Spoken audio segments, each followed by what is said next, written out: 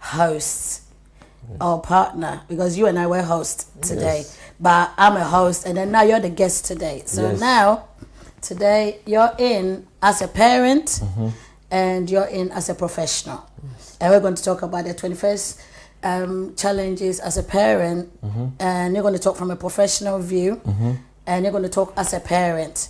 Today, we were supposed to have a guest who was a parent that lost his son, but due to some challenges, the person was not able to come in. But we're still going to continue without him. But moving forward, we would. Good evening, everyone. And I know that initially when I was introducing my lovely Dr. Kula, I was so excited I forgot to actually elaborate on the good evening to the people that have taken their time to actually watch this show. So now, my dear Dr. Kula, how was your day today? And how was your journey? Thank you for inviting me to this program. I think as a parent and as a professional, this is a test. Yeah, it's a test, and I think it's a test that is worth it. Yes. For us to share our experiences with the community. So Precisely. It's very good. Today, I was up about 4 o'clock. Wow. 4 a.m. This is a style that I have developed for over the years. Okay. You know, I was finishing a report that I need to make sure that the report, by the time I get to work 9:30, is ready. Please, can you tell me what your job is? Because if you say you're doing a report, you could be a policeman, you could be a fireman. So yeah, I work with children as a professional child protection social worker. Okay. Yes, and I also work in the community as an advocate to support a number of young people who are experiencing challenges, parents who need support, advice and guidance in terms of the difficulties they are experiencing with their children or with their own partners and family. Some could be alcohol related that has impacted on the children. So some could be domestic violence. Some could be exploitation, where family dysfunction. Some drugs. Sometimes my family will say, when you go out, would you ever come home? Yes. Because it seems like you are always on the go.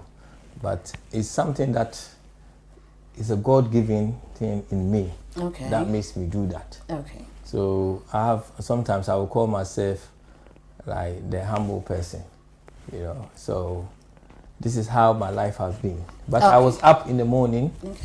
Very early to do a report, then following on.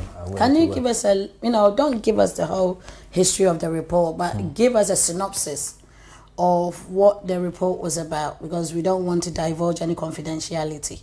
Yes, I mean, we do a number of reports as professionals in my job, and it could be a report to do with supporting a child. It could be where a parent has neglected a child, where they are not in a position to care for them, and you have to do an assessment.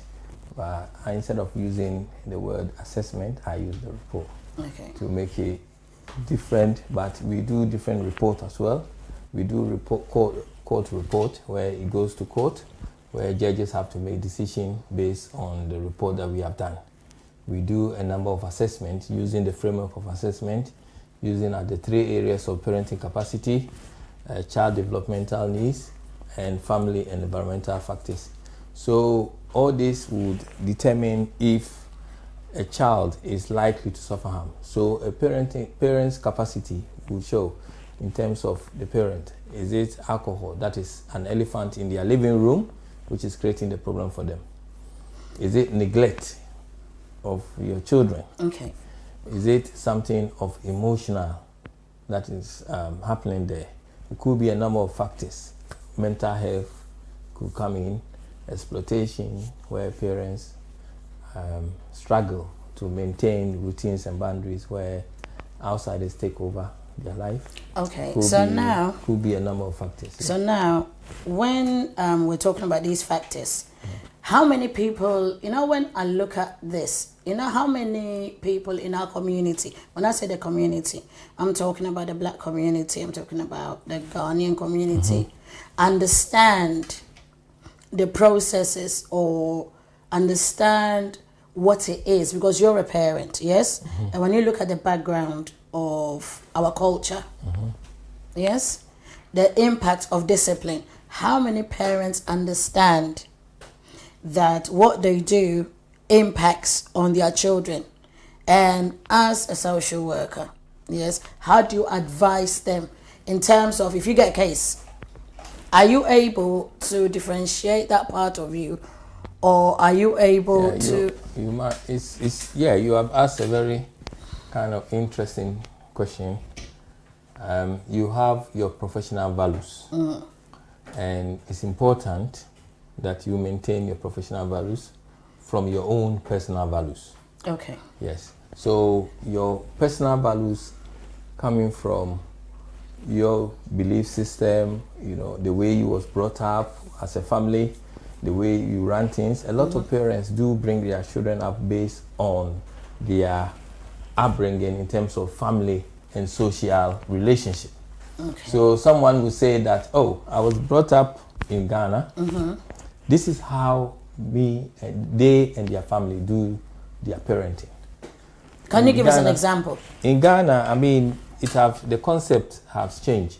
Yes. With improvement from Ministry of Gender and Protection, there are laws that govern in terms of making sure that people are not, for instance, using physical chastisement to discipline their children.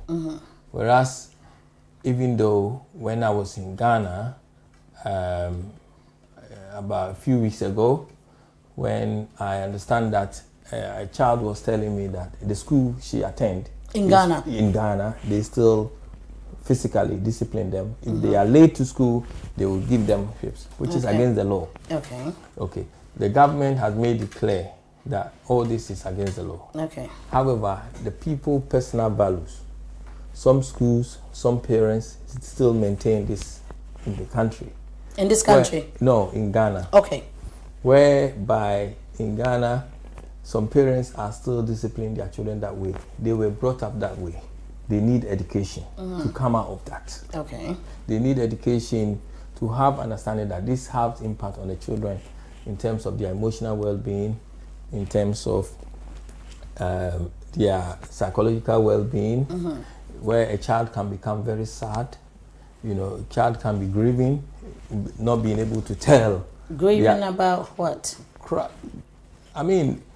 Feeling sad in them about what their parents are doing to them. But not, how would you like it if you was a child and your parent is disciplining you that way? Would you like it? No.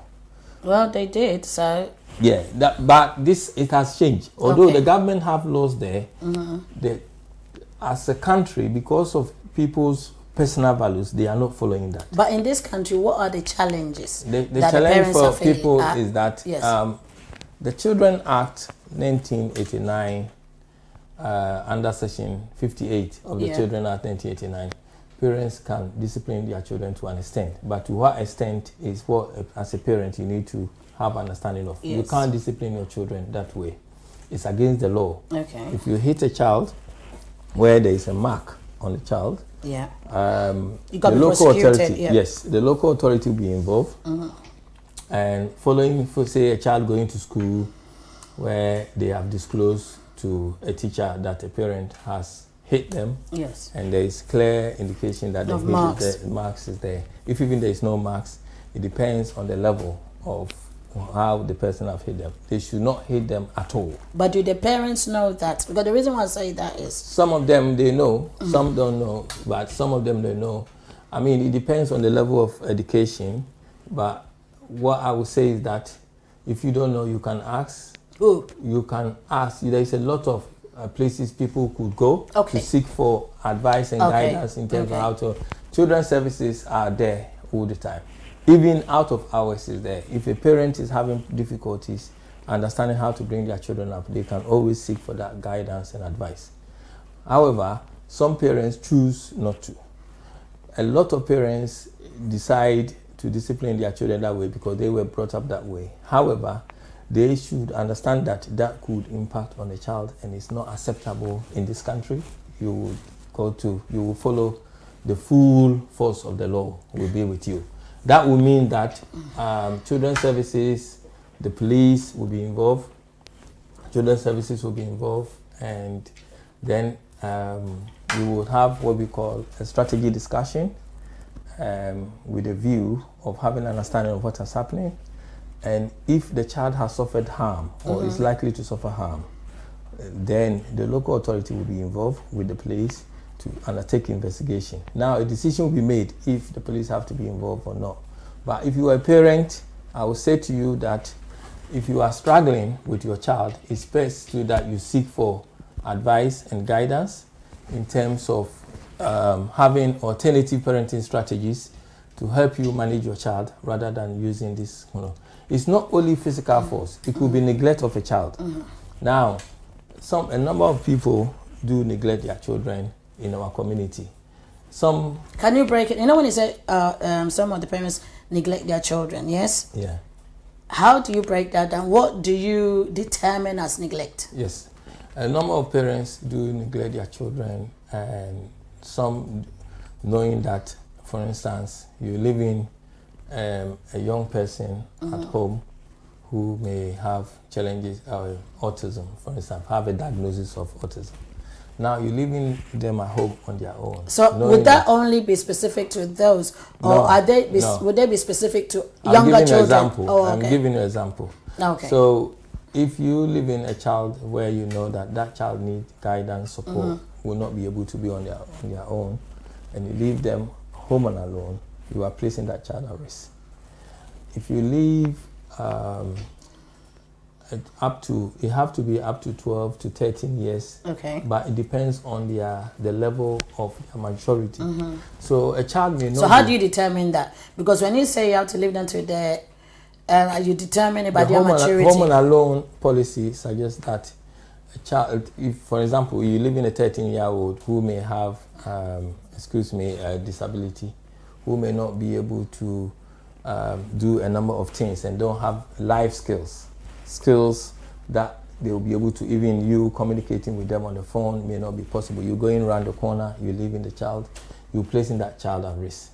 You're leaving a 2-year-old at home, 3-year-old, they're saying they're going around the corner, you're placing them at risk. That is a total neglect in terms of not feeding the child, making sure that they have food in the house, making sure that they wear appropriate clothing, that their care needs are being met. If you are not doing that as a parent, then obviously you are placing the child in the position where you are neglecting the child. It's important in our community that people take note of this. A number of people do take things, I know my right. It's not for someone to tell them. But we feel that as a community, this is an area that we need to learn to support ourselves. I'm giving you an example of a case whereby it's a friend. But he said to me, it happened a long time ago, where he leaves his child at home, thinking that the boy is at home. The next thing you know, they are in the street. How old was that child? Well, it's a 14-year-old, but you, the mother, has gone to work. Yes. And when you go to work, your 14-year-old is It's at home. Yeah. The moment you go out with his siblings, the moment you go, they also go. And when you come, they come. So if you are not careful, they get exploited within the system easily. So therefore, then it makes it difficult for you, one, as a parent, that you are placing a child there with knowing that there is no proper communication, understanding between you. And why you leaving that child alone. Spending quality time with children is very important. So if you're leaving a child at home thinking, your teenager finished school, you don't even know where they are. There was a case, I remember, I was talking to a friend, and they're saying that, they know someone whose child was out in the street late. And I said, no, that is not acceptable. What time was this? Why would a 12-year-old be in the street from school up to 8 o'clock or 7 o'clock before they go home? That is, again, they need to report that to the police. The thing is this, that if you are a parent leaving your children at home, if you are a parent who is neglecting your children, if you are a parent who may be calling your children names and emotionally doing things that they affect them, yes, then it's important to look into that. All these things could have impact on the children. However, if we have to talk about in terms of our own values growing up, people pick up things from their grandparents. They were brought up, they were their main caregivers. People pick up things from their parents where they were main caregivers. There may be some habits that may not be, could place their children at risk. And it's important that they learn and come out of those habits. And give us an example. An example in Ghana is that I was in Ghana and I noticed, it's something that I observed, where I have done a program even about it to bring it to the attention of the authorities to say this is unacceptable. A lot of people do leave their children at home and go to work. And the child may be about 6 years, 5 years. They have to go to school themselves. They have to come home themselves. They have to look for something to eat themselves at home. For that age, it's unacceptable. I mean, as a parent doing that, they're placing the child at risk. I've seen younger children even in the streets selling ice water in Ghana. Okay. Yeah, which is unacceptable for their age. I get that, but you know, sometimes when we talk about this country, because I know you work in this country, so most of your cases is predicated on this country, and I know most of the challenges that these kids go through. Do you think the onus lies on the parent, or the onus lies on the children? Because you know, when you say that sometimes they go out and they come in late, yes, and the parents do not actually find what time they come in at home and everything. Do you truly believe that sometimes the parents are doing their best? The expectation is that a parent is good enough parent. That how do you define that? Good enough, you are able to meet your children's needs in making sure that they have routines, boundaries in place. You understand your children's needs and you are meeting all their needs. That is the expectation. Now, if a child is going out, you know, the responsibility is with the parents. The parents should not expect that if something happens to their child, they're saying that, oh, it's not the parent, it's the child. The responsibility is not the child. You, the parent, have to make sure that you have a structure in place. The structure that helps you to be able to maintain and have routines, boundaries in place, making sure that you have built a proper relationship with your child. A lot of children are going out. Like, I remember what a friend was telling me, that she asked her son. Yes. Her son visited her friend. And in that house, when they go there, as far as she's concerned, her son is going to her friend's address, where her son is going to play with her children. Not knowing that when they go there, she allowed them to go out. Now, she has not given that permission, but the mother they visited has given that permission for them to go out and play without them. Now, if something happened outside without getting consent from this woman, whose fault is it? It is the fault of the parent that allowed the kids to go. Yes. And so, sometimes too, it still does depend, because the parent, when your child comes back from where they go to, do you find out what they did? No, it shouldn't be like that. But what it should be, if you have proper communication, you have a good attachment, interaction with your child. You see, the moment that child leaves and they go there, and their friends saying, oh, let's go to the park to play, because you have been able to build that rapport with your child, they will call you and say, Mommy, now so and so person is saying we should go out. Should I go or not go? Then you will say, no, I don't think. Where are you going? This and that. Then you say, I don't think so. Because they're going to the park. You don't know what assessment has been done. What is that woman's understanding of the children going to where they're going to go? The parents' parenting skills? That's it. So that having that communication, having that interaction, understanding with your child was able to tell you that this is where they wanted to go. Supposing they go and in the long run it leads to exploitation, whose fault is it? Are you going to sit at home and then blame the other woman still? No. What needs to happen is that you need to build a relationship with your child so that you are able to communicate with them and have that understanding. They will be open and be able to talk to you about everything, and that helps the child as well, because you are able to manage her in a very appropriate manner. Okay, so when you say that, I don't know whether you've dealt with any knife and gun crime issues, because recently... I can't talk about work, but yes, but I'm just saying that you cannot talk about work, but have you ever dealt with a knife and gun crime issue? The reason why I say that is recently there was a 17-year-old that got stabbed, and he was on his bike, and that was in Hackney. That was a couple of weeks ago, and it was a Ghanaian child. And recently, most of the kids that they've been stabbed or they're involved in all this knife and gun crime seem to come from our community. And I know we've got friends, you understand me, that we know that when that loss happens, we know that it's from our end, it's people that sometimes our kids know. And today we had a discussion, even in a studio, whereby we were talking about how that transpires. Do you understand me? Because we're talking about it was generational, yes? Now, from your perspective as a parent, and let's say that it might not be a case that you've dealt with, but something that you've heard, how do parents identify that my kid is in a place whereby he could be killed, or that could happen? There is a number of factors could cause all these things. I mean, family dysfunction, parents' lifestyle. You are the parent. A lot of people, when they become parents, do not do any training.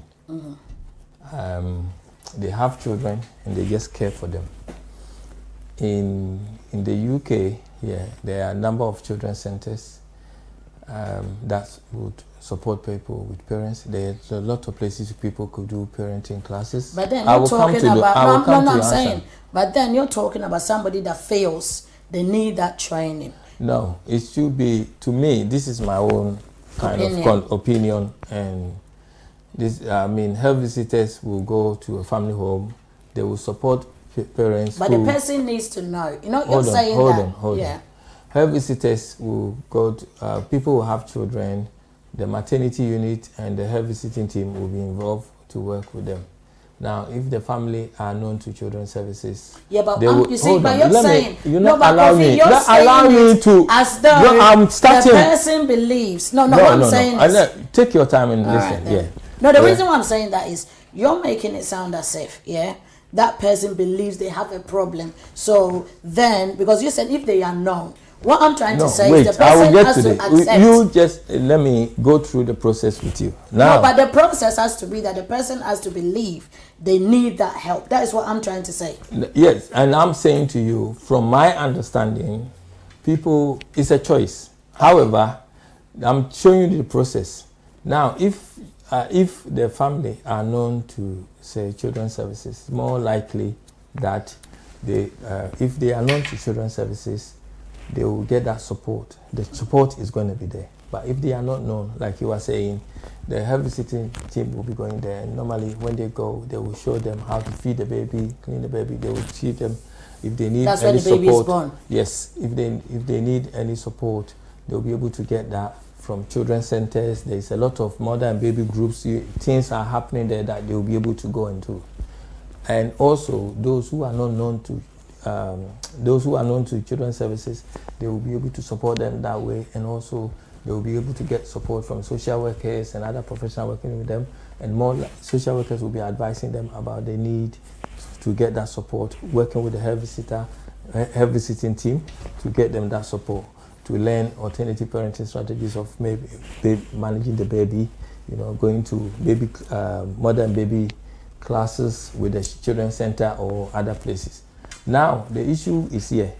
A lot of people may not feel that they need it because they feel that they have family support to them, and they may they normally do. They may appear confident in doing that. Now, when they are babies, it's different to when they're growing up. Okay. Now, when children grow up, we're talking about teenagers now. I'm moving straight to teenagers level, Okay. secondary school age, where parents are working. For example, single parents who are working.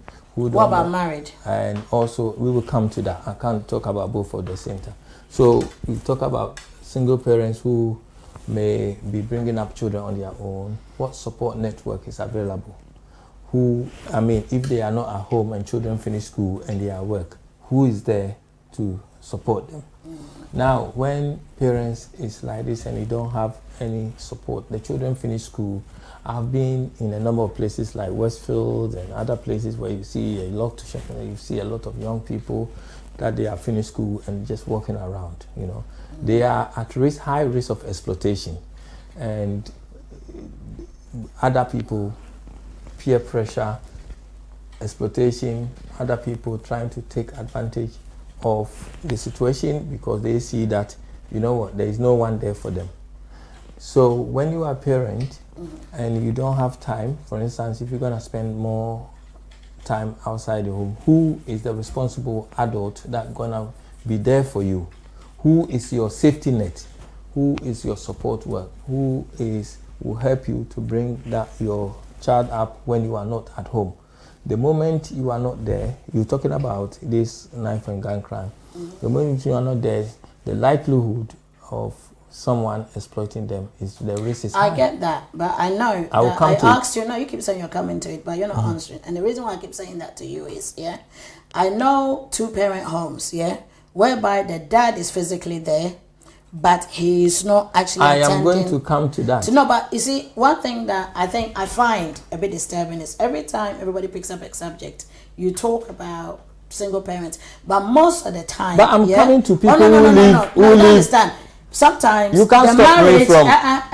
You can't stop me from talking. I have to talk about one at a time. Oh no, I'm not stopping. What I'm saying to you is, sometimes there is a marriage, Sometimes there is a marriage, yes, and then down the line it comes to the single parent. But sometimes I'm just saying that the topic normally just picks up from a single parent, as if the single parent is the beginning of the child rearing stuff. This is what I'm saying. I'm coming to it now. We have also people who may live together, but I didn't even finish with the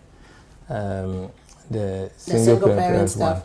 Yeah, what I want to say is that people need structure. People need to have understanding of who you living your teenager with or your child with when you are not around. If not, other people will come in. There is a lot of risk in terms of county lines. There is a lot of risk in terms of children being used to do drugs, to do other things which could place them at high risk, where they may not even know, where the parents may not have understanding of it. You will know that your child will say to you, they're going out. Where are they going?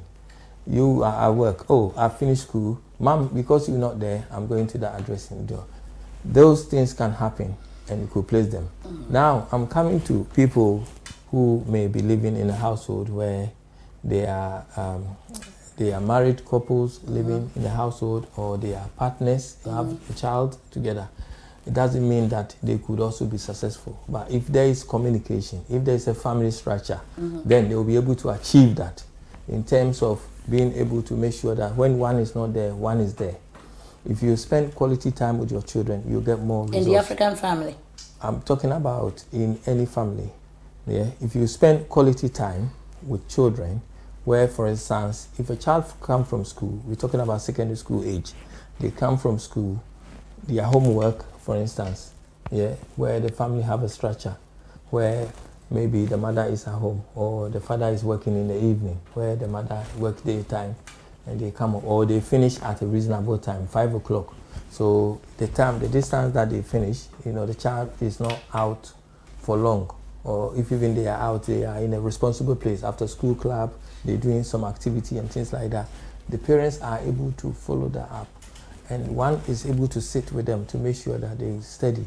One is able to have understanding of their routines. For example, if there are gadgets in the house, they have understanding of it. There's child locks on them, there is things on them. I was talking to someone on Saturday, where they even have what you can trace wherever your child goes. You know it. And some single parents have that as well. Yeah. Yes. So the 2 parents home, it doesn't mean that they will get more resource than a single parent home. However, if in terms of getting a structure, some may be a single parent who they also have support, strong family support, or friends or others that support them in the community that may be able to do well just like that. But the parental insight is very important. What I would say is, so let me go back to the having couples who are caring for a child.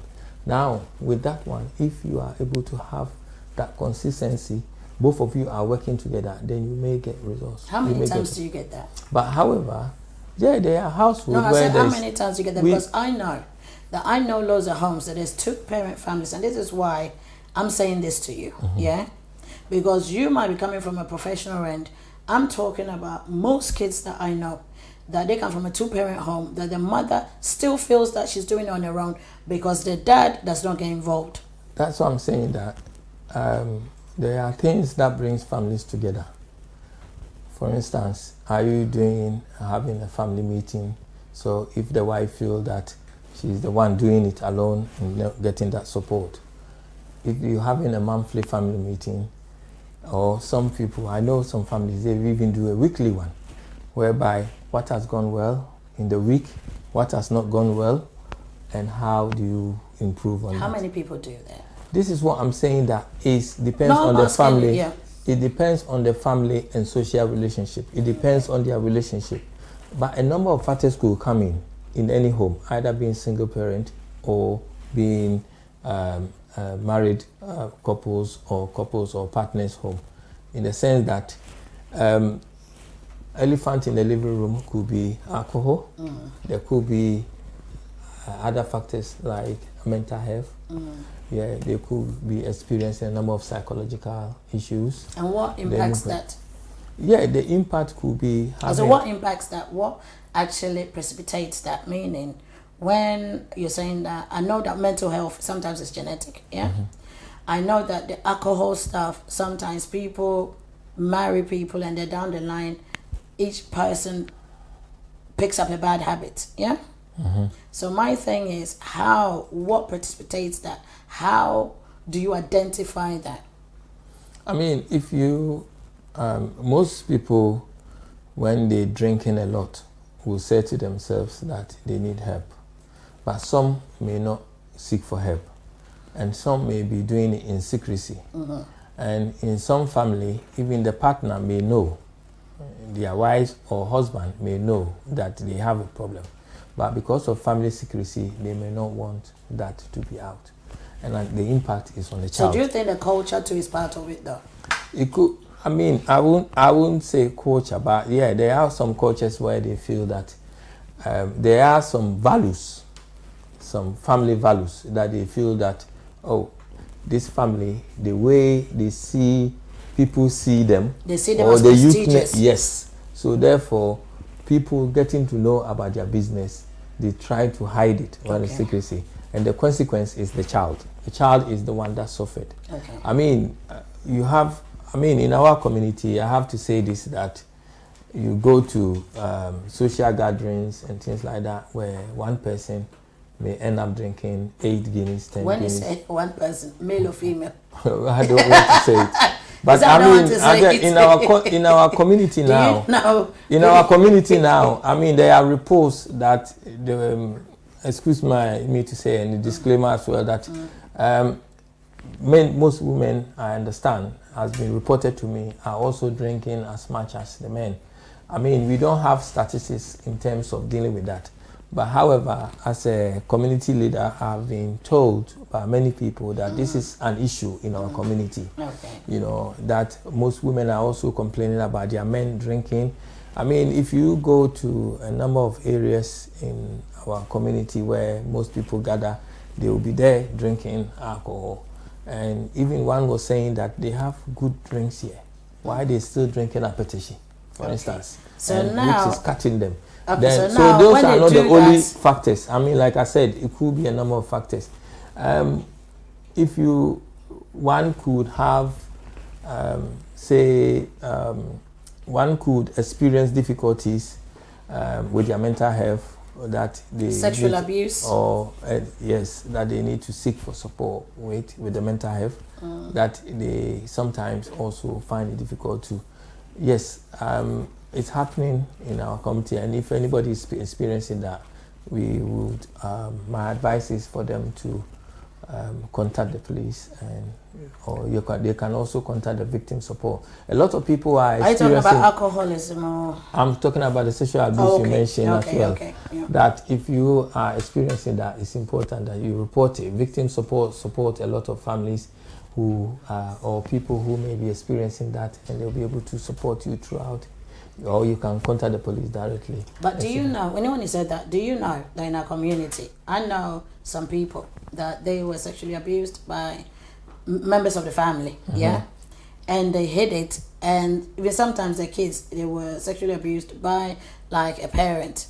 And anytime they brought it up, the child got scolded that you are lying. Do you in get this what I'm saying? country? Yes, in this country.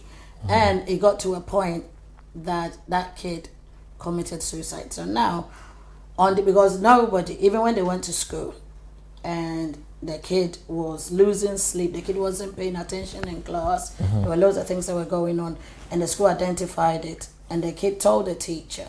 Now, when that kid ended up going home, because as a social worker, I expect that you remove that child. Apparently, they didn't have any evidence, yes? So they took the child back. Now, on that premise, what do you do to the parent when later on the kid ended up committing suicide? The kid was about 14, yeah? Now, sometimes when you look at these challenges, they had other siblings in the house, yes? They didn't speak up, and nobody knew whether they actually were going through the same thing. As a social worker, you're saying that they should report it. How do they do that? Because the challenge is not only the child, but the parents, yes, that has instigated it. Children who attend school in this country, they do these things in school to support them if they are known to children's services, which encourage them to talk about things that is going on with them. School is an open place that helps them. Children who may be experiencing that, for instance, this case, which is very sad case, whereby, how old was she? 14. A 14-year-old. And she said it's been happening since she was 9. Okay. And the parents, I think she said when she told the parents and then they scolded her, they ended up saying that she was going to be ostracized. It was the dad doing it? Yes, it was the dad that was doing it. I mean, this is one of the sad cases, I would say, that when it happens like that. But there will be a review. The government, I believe that this case, if the child did write a note to leave it, there would have been a review. The kid left a suicide note. Yes, and then the same police will make sure that justice is done, and investigation will still go on, and the review will give their recommendations in terms of future, so that such occurrence will not happen again. So what do you do to the parents? I mean, in this case, yes, I believe that the parents would face the full force of the law, and yes, more likely receive a sentence if there are evidence to such as that they have done that. And then these kids now, moving forward, about 20 years on now, because the kids are grown. What happened was, now the mom now, I don't know, apparently she didn't go to jail, but the dad did. And the woman now blamed the child that died and the rest of the children for her family being split. Now, when we're talking about challenges in the 21st century, how now does the kid now, or the rest of the children moving forward, or any person in the family, let's say that family is part of a family, they've got cousins, and then that happens to them, how do they now go out and say, I'm actually going to report it, because when it happened to their cousin, yes, they didn't do anything about it. And now the mom now had an issue with the child that even died. I think that maybe the dad was able to brainwash her. There is a lot of abuse. It could be that she was experiencing domestic violence. And this is why I'm saying that if you are watching this program where you are experiencing domestic violence at home, and you don't feel comfortable reporting it from your house, you can also report it outside your family home. You know, there are a number of agencies you can report it with, and police will be there for you 24 hours, and your protection will be guaranteed. The perpetrator will be taken away from that address to help that investigation, or you will be taken away from there. There's a lot of refuge places that the police could support you, and children's services could support you with, to make sure that you are safeguarded also with your children. But one thing is this, that as parents, I think it's important that we assure our children and build a relationship with them that gives them confidence, self-esteem, to have the ability to talk. You see, children are comfortable when you, the parent, the child is comfortable around you, and you are warm to them. You are open to them. So once you do that, they will be open to you. What if the abuser is the parent?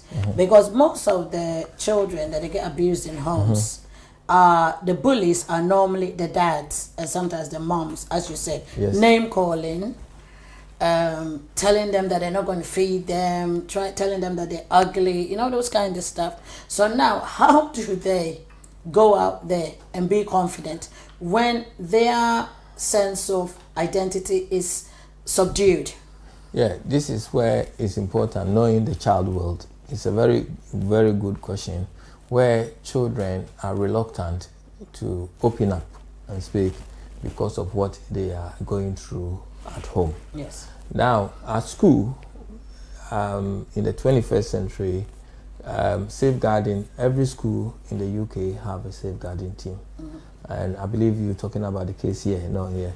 So they have the experience in order to pick children who may be withdrawn at school, children who may have difficulty to express themselves. This may affect their concentration in class, that they will be able to work with them through even giving them counseling, doing direct work with them at school. Most of the schools have social workers these days. They'll be able to talk to the children there to get them. And they also have family support workers.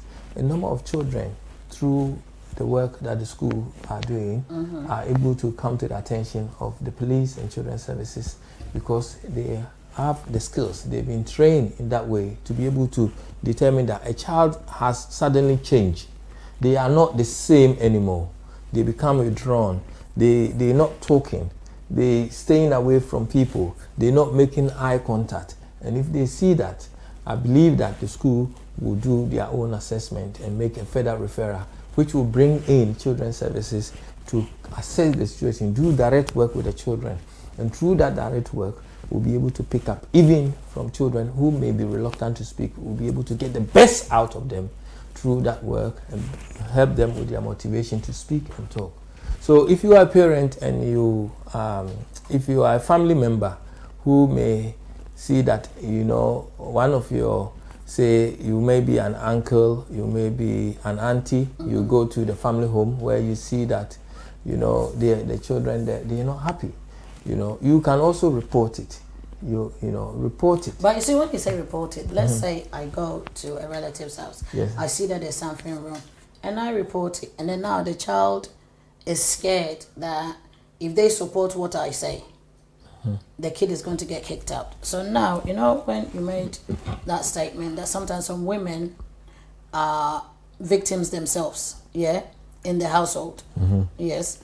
How would that play out? So let's say that I've gone to the house, I've seen that. You've seen it. Yeah. If you've seen something like that, and like I said, you yourself may not have the necessary skills and knowledge to deal with it, it's important, if you make the referral, the fear that they're scared in that child is not going to be the same. The reason being that the quality of the work that is going to be done with the child will help the child to be open up and make that disclosure to help move forward. Apart from having children's services working with them, the police have exploitation team, children's services also have exploitation team that work with children. Do you think our culture plays a part? You know the reason why I keep saying that? Do you think our culture plays a part in how we disseminate? And because you're talking about all these agencies, yes? How, you see, because people feel that if I'm going to even admit that my husband beats me and he beats my children, yeah, that puts me in a position of weakness. So I don't want that to be seen. Do you feel our culture has an impact on that? Because now, even though people have traveled into the Western world, yes, they continue to have that culture, mindset. like I said this at the beginning, that culture and family values could play a part in How do you educate them? In people making disclosures, or some people maybe experience domestic violence at home, but when they go out, they make it look like everything is fantastic. Yes, everything is fine at home. Even when they have a bruise, yes, they'll turn around and say, "Oh, I was going and the cupboard hit me." Do you know that is the abuser who has managed to have that controlling in them?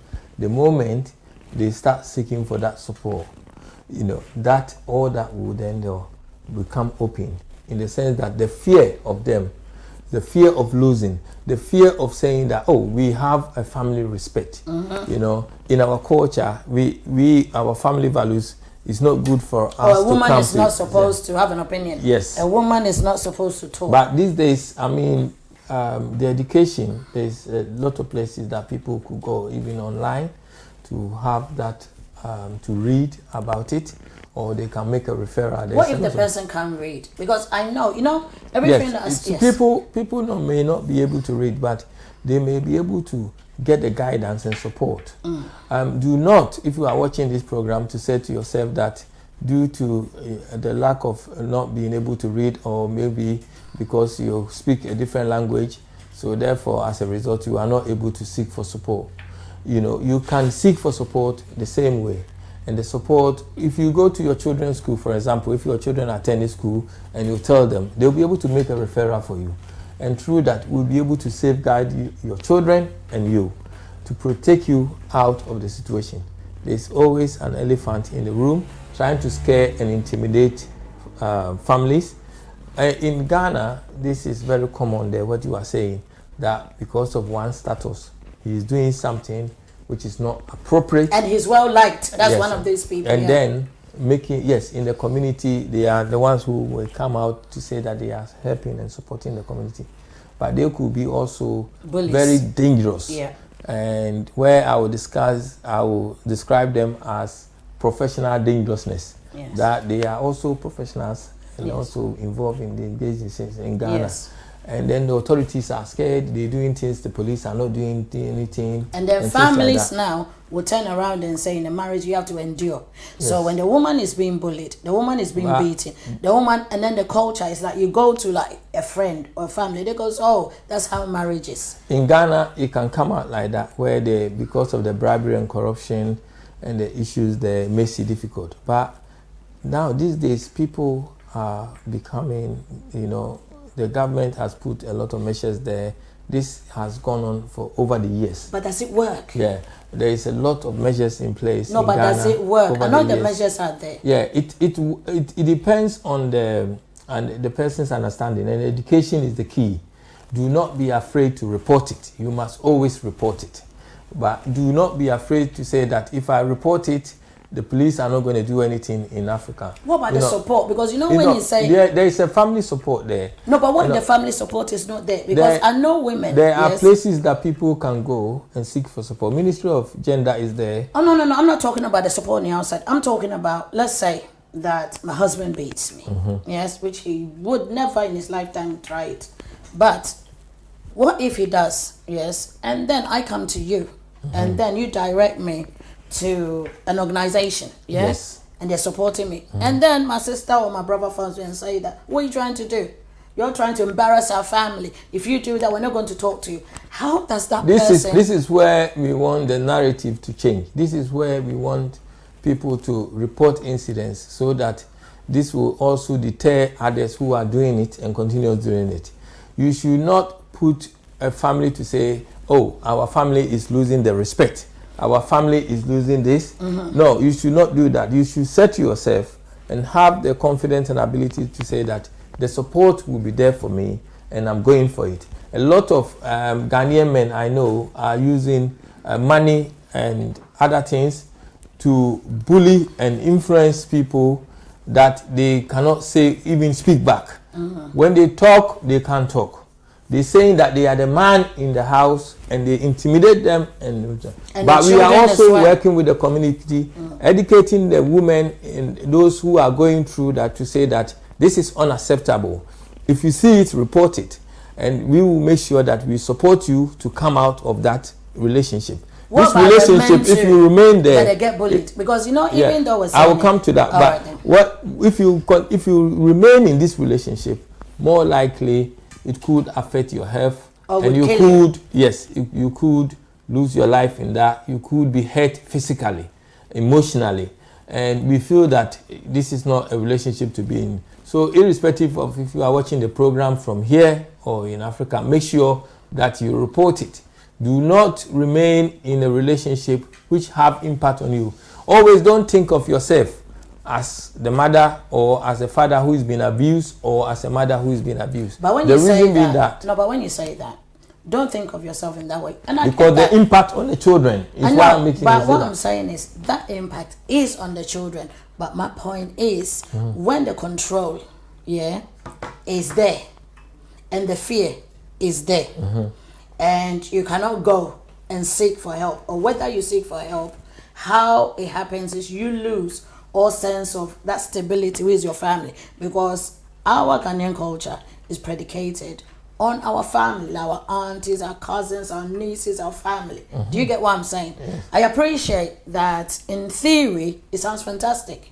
Yeah. We must always think of the place of safety. Place of safety is very important. If you are in a situation where your husband is abusing you and you are very fearful, you don't know what to do, there are agencies that can help you to be in a place of safety, away from the abuser, where then the law will then take over and deals with the abuser, because you have already put your complaint, you made a disclosure about everything going. So the place of safety is there. In this country is here. Those who are watching from other parts of the Western world is there as well. And in Ghana, we have How did they find that information? So because when you say people watching from other countries, and thank you for anybody that's watching from any country in the whole world, this is an issue that impacts and affects thousands and thousands and thousands of homes. Yes. So my thing is, how did they find the information? Well, I mean, in Ghana, for instance, Ministry of Gender and Protection, they support or anyone who is experiencing domestic violence issues at home, where they will support you with the law, so that the abuser will be dealt with in accordance of the law. In the UK here, if you are also experiencing difficulties with domestic violence, you could contact victim support, you can contact the police. If you are at immediate risk, high risk, you could contact children's services, that they will also support you. If you go to school, your children are of school age and you feel that you don't know what to do, once you will get to the school and tell them when you drop in your children, they will be able to make a referral for you. So a lot of children's centers across the local authority will do that. So all you have to do is go on your phone and call the local authority you live with, their customer number, the local authority that you live with, their customer number. Then when you call it, you tell them you want to talk to children's services and they will be able to support you. Or you can call the police and police will visit your home. If it's immediate, please call the police. You must always call the police for that assistance. It's very sad for children to go through such things. It should not happen for children to be a witness of their parents' domestic violence. And the thing about domestic violence is that, seen or unseen, it affects children. And it could affect some children will live with it even as they grow older. And then when they get married, then they carry on that pattern into the relationships that they go through. Yes, that is something that as a community we feel that if you are doing it, please do not hide. Do not let anyone deter you from reporting such incidents, and do not suffer alone in silence. Please, there is support there for you, and go through the support. There is no need for you to go in silence. I have seen it. I have seen in our community, like you are saying, in terms of family values and core, people believe that certain things, they feel that their status in the community, things like this should not come out. You must always look at what is in the best interest of your children. What is in the best interest of children? You know, why should your children experience these things? Let them, if you talk to the abuser to get help, you know, once you report them, they'll be able to get the support they need. And this will also help them should they decide that that relationship it couldn't go ahead, or you decide that because of the risk. At least when they go out with in the future with other people, it will change. I want to give you an example. Do you know that a lot of people, I mean, this is my own view about it, that I was talking to a lady and she was telling me, how she met a man and she feel that this man is a perfect man. He lives alone. So I said to him, how old is the man? He said 46, 7 years old. So I said, a 47-year-old man, he lives on does he have children? He said, yeah. Has he been in other relationships? He said, yeah. I said, did you know what happened there? That's not my interest. The fact that he lives alone, you know. You see, people should not have this concept. In the end, it came out that this man has been in about 9 different relationships, having children everywhere, over 17 children. You see, what happened is that, please feel free to do checks on people. But how do you do the checks? There is a lot of agencies doing that in like you pay somebody to do a background check on somebody. Yes, but they have to give consent. And if the person will not give consent, who is going to give consent? If they're not going to give consent, then you know what you are facing. The experience is there. I mean, if a friend said to me that his son was, his daughter was going to get married to a young guy, and they decided to do checks.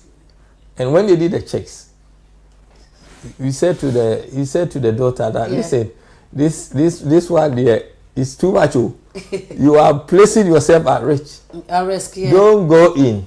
She was challenging that it's not true, this and that. But later on, when she sat down and go through it, she realized what she was going to put herself with. The thing is that your children are meeting people outside where you don't know them. You know, they meet them outside, you take them by face value, and you might not know them. You might not even ever get to know them.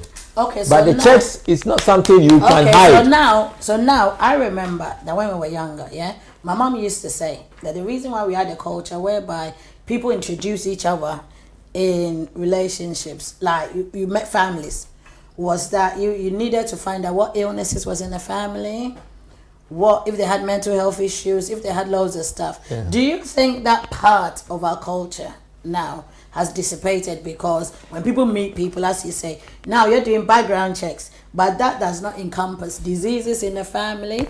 It does not encompass the mental health. Does not encompass. It comes. The thing is, it comes as a package. Obviously. No. But what I'm saying is, back home they didn't have to pay anybody. Yes. All they did was, let's say, you knew some next family, and then the person would say, no, there are so many mad people in that house. Because I remember my mom. No, don't use the word mad. Please. Oh, okay. So I do apologize. Political correctness, mental health issues. Yes, in the family. Yeah, yes, please. Mental health issues. Yes, okay. Yeah. So my thing was, I'm just saying that was what they said. I didn't say that's what I'm saying. So I'm saying that's what. But don't say what they said. Oh no. What I'm saying is that's what they said. Yeah, so at the end of the day, we used to sit back and then you turn around and say, hang on. So if they did that, what stopped us from doing that? Because there are loads of kids that genetically they have mental health, they have issues when they say HDAD and all those other stuff, all those genetically, like sickle cell, loads of things, in the family, whereby research, then we didn't have all these technology, but it was still done, yes? Do you feel that also impacts the 21st century parenting? Because if everybody's coming from a different angle of how the culture is, yes, and they don't know this fundamental stuff, yes, do you think that can also have an impact? I think there is a saying that love conquers all. Who says? And a lot of people yeah. I'm sorry, but that's it. Yeah, a lot of no, I'm coming to your analysis. Okay. But a lot of people these days, I mean, you take it the thing out of it. A lot of people who these days will go out and they're looking, they have described the sort of man they want to meet or the sort of woman they want to meet. Okay, so as Ghana people say, I want my spec. So keep going. That's it. You want to say, oh, 6 foot, so you know. Yeah, most of the time, women, we don't want short men, so I get that. This yes. And this and that. And then they have done their own description of what they want. And once they get what they want, the things you're talking about is not a priority to them because this is what their description of a photo version. That's it. Yeah. However, in terms of how, like my mother would say that when we was growing up, you know, she was very keen on people, Christian background, and also the understanding of. He said that you will test and get to know your partner through giving. Do you think that works? Yes, it does work, but I'm coming to that. Through giving, that what she was saying is that, you know people, the heart is what speaks in everyone. So what she was trying to say is that, you know, if you are very kind, you meet someone is kind, you are with them, they go to shop, like they go to the shop to buy drink, and they may not have the money to buy it, but they bought one water, but did they drink some and give you some, or did they drink it on their own? Is my mother's concept to say, can this be your partner? Do you feel that such person can be your partner? Is this somebody that will go and buy food and sit there and eat and don't offer you some? So you're talking about compassion. That's it. Right. So all these things is what she will look. But based on what you are saying, where my grandmother was saying that, okay, she want to know where, if you're going to get married, she want to get to know about that family, about in terms of what is there. Yeah, a lot of people believe that research speaks loud about it as well. That if you meet parents who are separated, does that mean that you know, if your children are going to that relationship in that household, they are not going to be successful? I think that understanding, if we hold that, then it will be difficult because of people going into relationships. I agree. If you go into it saying that, oh, these are the challenges in that household, so you are not going to then let your children or people you know go into that household because of those challenges. Okay, I'm going to give you an example. A lot of people do it. Oh, no, I'm going to give you an example. I don't come from a broken home. The kid's dad doesn't come from a broken home. Our parents, my mom stayed to give up my dad till my dad died, till she died. The kid's dad's mom stayed with the mom till the mom died, and the dad is still alive and he still not got married, and that was many, many years ago. So, you know, as you're saying, that sounds fantastic, that if you come from a home that is not broken, but that is not really the fact. Let me tell you a young man's story which a lot of people could take it from, and this happens in Ghana. Okay, so this young man met a young lady, and he likes her so much. So one day when they were going out, the young lady also works, and the young guy also works.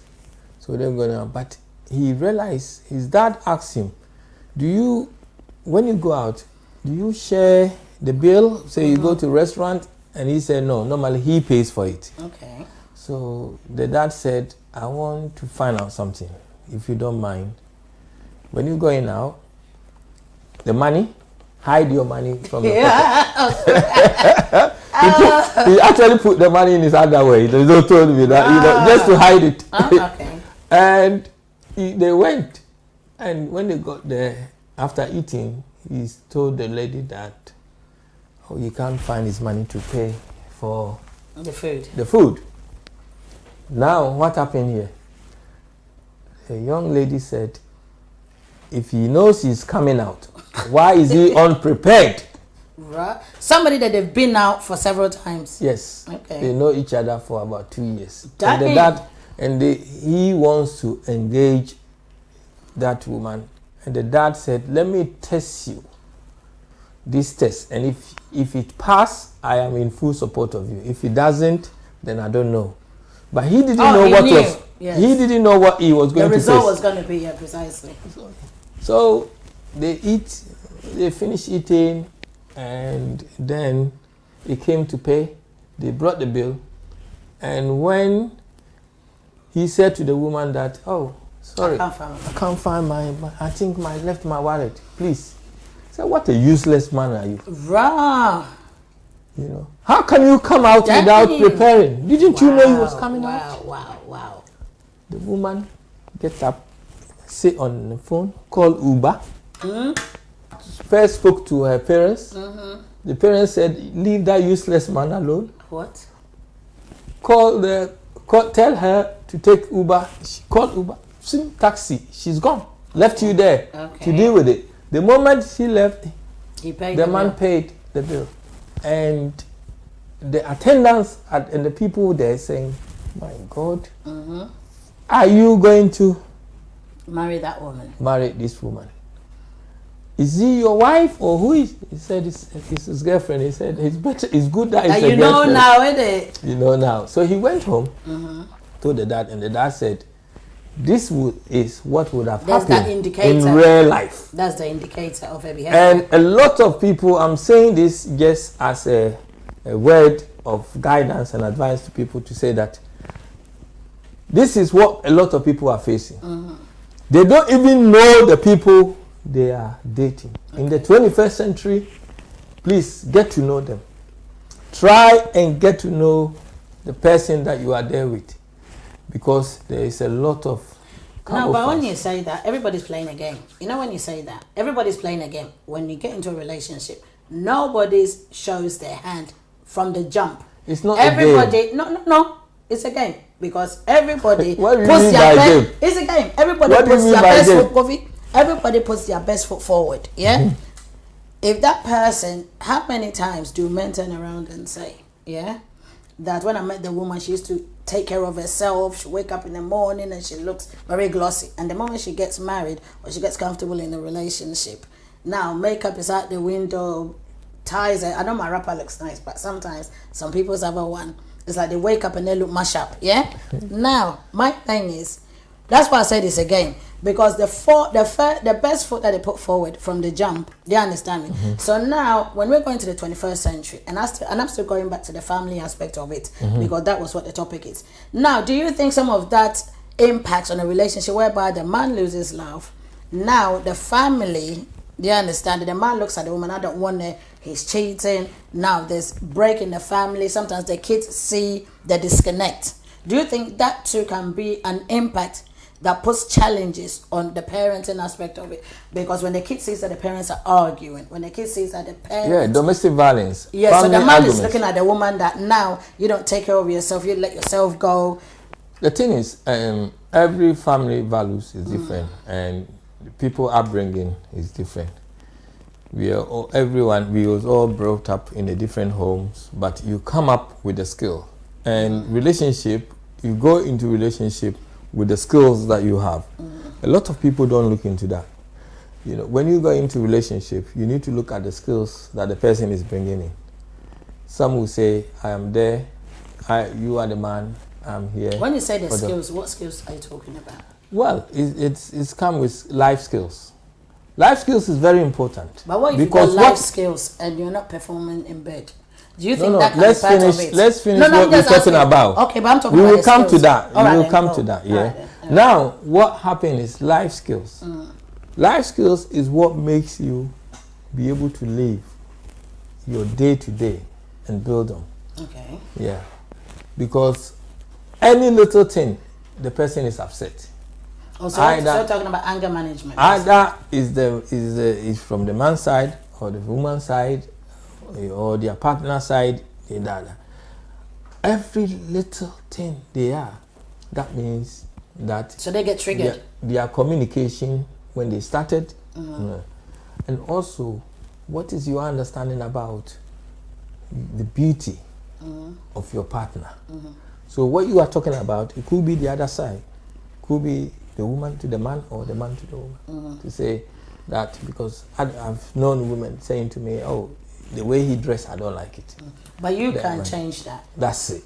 So it's you see, when you have skills, you are able to deal with things in a very constructive manner. So what if you dress up the man now? No, but I know women too that they've dressed up these men. Now the men think they look too good, and then they feel, oh, I don't want this woman anymore because now the woman is beneath me. I mean, like I said, you know, people need to do their own, I'm sorry to say, assessment very clear. How do you do that? In the time of when they are in a relationship. Because the little things you do, like my mother said, is what will define them at the final. Yeah. It will not just start at that period. They have started. Red flags. That's red flags, yeah. So if it's like that, then you need to do your own assessment and find out. But people have to be careful, because if you are meeting someone who, I'm sorry to say, that have been in this relationship with 7 different women, 8 different women, but they come and tell you that they are single, and they also will not tell you or they always blame the other person. They won't give you a full picture of their situation. Or they blame the other person. And you have not done any checks on them. Then you are placing yourself and your children at risk. A lot of people. How do you do? You see, I know that you can get paper checks. Yeah. What if you don't know the person? What if you don't know anybody that knows the person? You can get a paper check. No, I mean, what is his family? You meet someone. Yeah, yes. What is his family? Are you able to visit them? Look, I know a guy who was about to get married and decided to travel all the way to where the woman's family is. And when he was there, he spent time with the woman's, not the woman's mother, but the woman's grandmother. He just went to visit. He found out and he just visited them. And the grandmother was talking to him and said he wished that this woman doesn't take her attitude and all those things into that relationship. The grandmother sold her granddaughter out. And he said that she keep on dating dating different men. So she hoped she stopped. You see, so the grandmother messed up her own granddaughter. If you want to know things, then how far are you willing? How far are you willing to go to get what you want from that? So therefore, my view is this, that are you willing to go the distance? Dang. Because the journey that you are going to go is a long journey. I agree. And any sacrifices you make to make that journey possible, you want to go. From that day, the guy then makes his decision that no, this will need time. And as time comes on, everything became evident that is how she is. Wow. Everything the grandmother became clear. Wow. So the issue here is this. That okay, now, but when you say that, then now this girl now is going to say the guy wasted her time, because now she wouldn't know that she was grassed up by the grandma.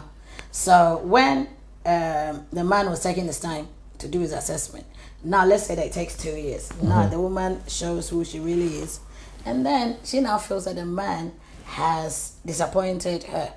Then it goes, now she breaks up, and then she goes to the next relationship, and then she takes that baggage, onto that next relationship. Do you get what I'm saying? Then let's say that unfortunately for the person is lazy and doesn't do these background checks, marries her, has children, and the problem lies. So don't you think the guy could have actually changed the narrative? Yes, the guy, I mean, how many people in this world want to make sacrifices of risks? Who wants to take But you said love. What did you just say? Love conquers all. Yes, but sometimes what I'm saying, love conquers all. But at that point, maybe that person was feeling that. No, maybe they are looking at the risk, which is more higher than that. Kofi, I'm sure this issue wasn't you. The whole. No, Kofi, I'm sure this issue wasn't you. No, I mean, I'm giving analysis of things. I know, but the way that I'm asking you, you are evading it. Are you sure this issue wasn't you? Why would it be me? I'm just asking. It was a yes or no question. No. So what I want to say to you is that very softly. What I want to say to you is I know you're being serious here, but let's concentrate on the other. The issue here is this, that not many people are willing to take unnecessary risks in their life because this could become very costly. No, you can imagine that a young person is telling me that, oh, I bought a house, you know, they are 27 years old, they have one child. I met this young person. A 27-year-old? Yeah, I mean, I met him and it was so sad for me. You know, I met him in the city when I went to Tottenham Court Road to buy something. And he's a young guy who was feeling really sad, very sad. And he said to me, very tearful. I said, he was worked it a black hard. or white child? It's a Ghanaian guy. Okay. He bought a house, he married, they have one child. The woman thrown him out of the house, bring another man there. Oh, wow. And these things is something that is very heartbreaking for such young people. And all because of what? When you talk to him, he didn't get to know the person. Getting to know. And do you think his family life impacted on this decision? Because I know sometimes kids leave home and feel that I'm going out there to set up my own family. Yeah? So it's like all the negative aspects of what they encountered in their home, like from their parents, they come then and say, I'm going to do it. So they don't, as you say, they just want the love. They just want the acceptance by somebody else and they don't do the research. I think it's about the guidance, you know, as they're growing up. How do you support your young people to have a good level of self-esteem and confidence, to be inquisitive, have that inquisitive mind to be able to investigate and do things? It's very important. Because once they are able to do that, then they are able to make that positive changes. They don't rush into decision making and things like that. They take their time to know the person that they are with. Some people don't understand why one have to be with someone for 2, 3 years, 4 years before they make a decision. They may know why they're doing that because their experiences of where they're coming from, their lived experiences, you know, that maybe other people have treated them, makes them feel that way. But do you think it's fair that a man goes into a relationship or says that I'm doing research for 2 years? Because I feel that from the first year, you're supposed to know whether you want to be with that person or not. Not really. It depends on the person that they are dealing with. Some people, it's very difficult for them others to get to know them. From my understanding, you know, they may struggle to get to know them. So because of that, they may decide that, you know what, let them take their time to study them, and their parents will. As parents, I think we should be a guide for them, for our young people, and to be able to advise them and guide them in the right way. The example I gave you is a clear indication of how people will be treated and be taken along that route, which may be very difficult for them. So overall, what I would say is that communication and active listening is very, very important in terms of our children upbringing. You know, how well do we communicate with them? You know, how well do we take our time to listen to our young people, to help them by giving your full attention as a parent? This will help them to engage with you. Do you have that empathy and understanding? Put yourself in your child's shoes. Are you able to do that as a parent? If you are able to do that, you know, they more will build up. Do you think cultural differences are one of the stuff? Because the reason why I say that is cultural differences, putting yourself in your kids' shoes. And the reason why I say that cultural differences is different because when we were growing up, my dad was like, do as I say, not as I do. Yeah. And then for the treatment that I got made me take a different route in raising my children. Do you understand me? Because I realized that because my dad didn't listen to me, didn't talk to me, didn't communicate with me, it was more of do as I say, do as I say. The thing is, they are authoritarian. That's the parenting style. Yeah. That is his own, not culture. But he chose. No, it was a culture because he says, I'm an Ashanti man. My dad, that was one statement. Well, he says, I'm an Ashanti man. And this is how it is. And it's like they said, a child should be seen and not heard. He said a parent doesn't lie, a grown-up doesn't lie, which most of the time he did. I believe your dad had a good education level. Yeah, he did. He did. And so what I would say is that although there are things within our culture, but however, because of education, people have come up to mature in that to say that, okay, this is what they were doing, but this is not the route I would take. Sometimes people may do it intentionally or unintentionally. Upbringing is a factor in that. But however, we should not blame the family values. We should take the responsibility ourselves to say that in the 21st century, this is not acceptable. So giving praise and encouragement is something that we also as parents should also I've always done that, so I've always got a good relationship with my kids. So a lot of parents, what I would say is that some children have never get any praise from their parents. Because they get demeaned. That's it, or their caregivers. Yeah. It's good that they get praise and encouragement to help build their confidence. Conflict resolution is very good. This is where it goes into relationship.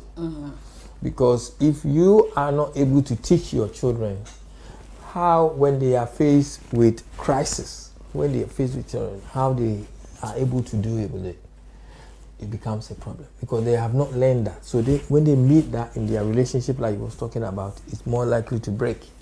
Before you know, they are sit in their car and they drive straight to your house because they are not able to deal with it. But having a calm way of dealing with this. So we should bring scenarios to our children. We should be talking to them and letting them, so you could be with them and something happened and he said, so in this situation, what will you do? So you are teaching the child how they will be able to deal with those situations and come on when it comes on them, and then they will help them with their relationship as well. Because it's key. It's key in terms of conflict. People, you meet grown-ups, you meet, excuse my language to say grown-ups, where every little things that can be done amicably and simple, they will take a different route. It makes it hard.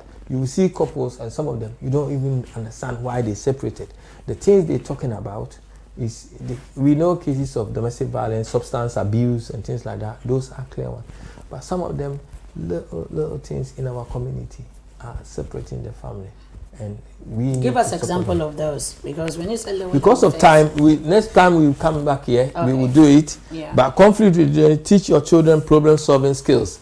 Problem solving, I have used that over the years with myself to say that I don't let things, you are a witness to it, I don't let things, everything, I look for the solution focus, solution focus, solution focus. If you do that and you are able to teach your children that, I think that will help them with their lives as well. But what if the parent doesn't even know how to do that? So how do you teach somebody? You seek for help. Yeah, a lot of parents seek for help. We normally focus on the problem rather than looking for solutions to the problem.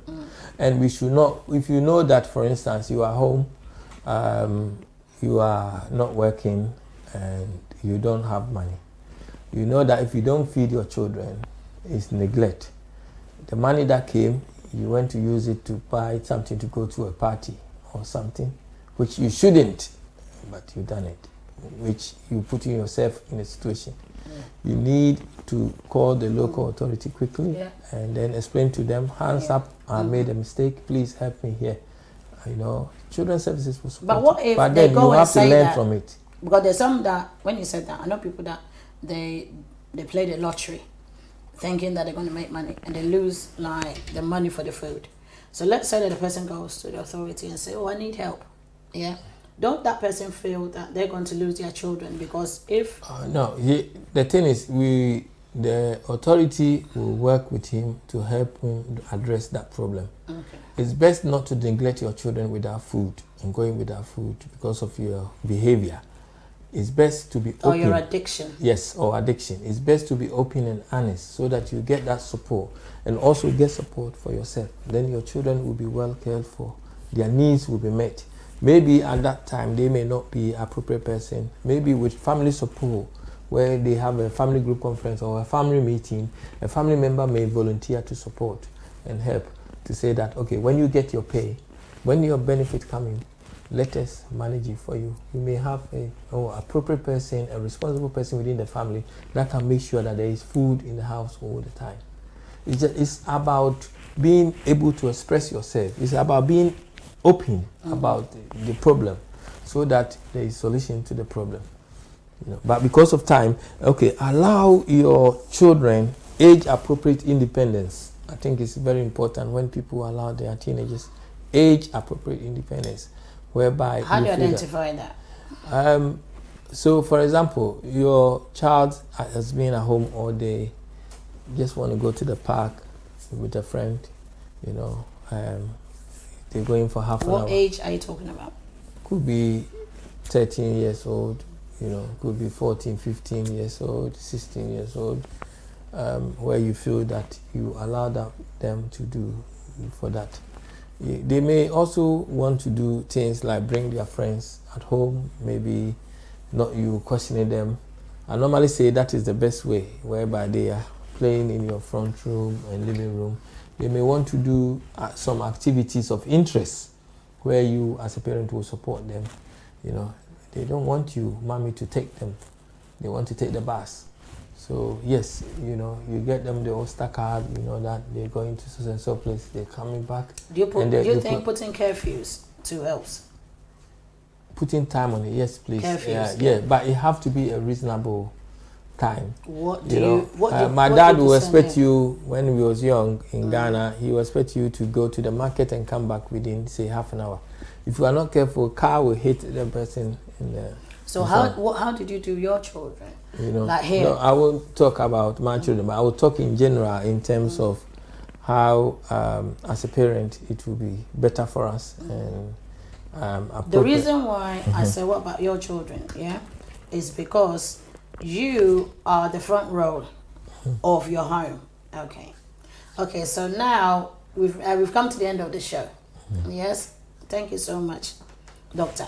Today you gave me a lot of challenges because you are a host, so you are not giving me the opportunity to ask you questions.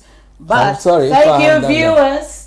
Thank you, viewers. And I'm going to let him have the last word. We'll have a second round. 100%. That's it. So, viewers, thank you so much for giving this opportunity, because today the topic is something that really afflicts our community. So, I'm going to give this opportunity for Dr. Kofi Kula to give us a statement, round up your statement, and then we can finish off.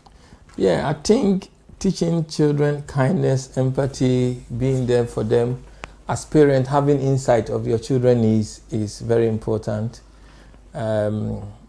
We have to know that they are children and we are the lead. The responsibility is us, not the children.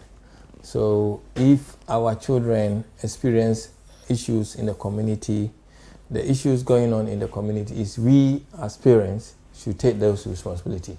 So if your children are being exploited or engaged in drugs and other things in the community, you, the parents, need to take the responsibility and make sure that you have appropriate routines and boundaries in place. You have a structure in place that addresses it. Seek for support. Do not remain silent. If your children are involved or engaged in things that you find it difficult to manage, please, as a parent, just consult with Children's Services for support. The support will be there to help you in terms of getting guidance and support. When children are involved in exploitation, it's very risky, high level risky. Do not remain silent, because that silence could lead to consequences which may not be very easy to repair. The risk will be there, and that risk could lead to a number of things, and your own as well. There could be risk to you as a result of you not being able to have appropriate routines and boundaries in place. So thank you very much.